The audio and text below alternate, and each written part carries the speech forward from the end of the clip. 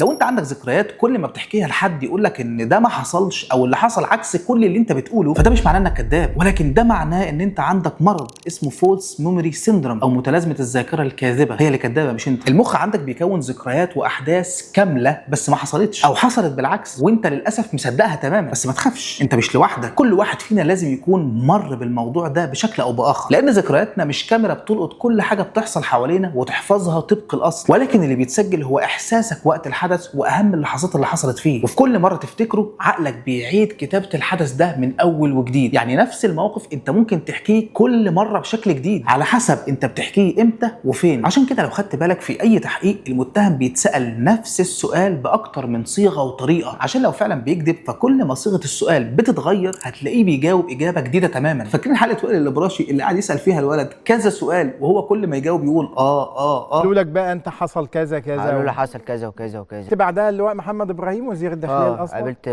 اللي هو محمد ابراهيم وتحيا مصر. قال تحيا مصر لوحده. اهلا بيك في انتروبيا.